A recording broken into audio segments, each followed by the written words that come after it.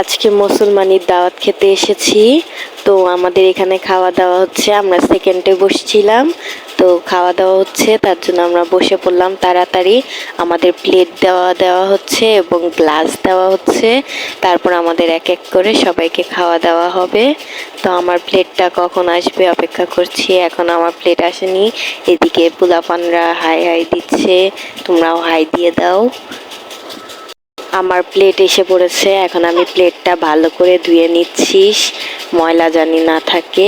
Plate ধুয়ে পানি ফেলে এখন অপেক্ষা করছি কখন খাবার আসবে। প্রথমেই দিচ্ছে পোলাও।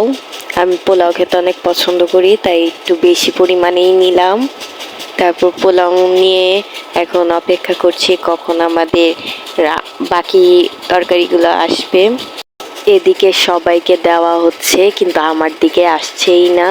আমি শেষের দিকে বসেছিলাম, তার জন্য সবার লাস্টে পাচ্ছি। তো সবাই পেয়ে গেছে, আমি অপেক্ষা করছি কখন আমি পাবো। এই তো আস্তে আস্তে আমার দিকে এসে পড়েছে। প্রথমেই দিয়েছে মুরগি ভুনা এবং বুটের ডাল গরুর তেল দিয়ে রান্না করা। আমি এটুক দিয়েই খাওয়া শুরু করছি। আর দিয়ে দিয়েছে সালাদ, লেবু এবং শসা। এগুলো দিয়ে খেতে খেতেই চলে এসেছে গরুর মাংস। সবগুলো রান্নায় অনেক টেস্টি ছিল। এই পর্যন্তই ছিল আমাদের মুসলমানি দাওয়াতের খাবার।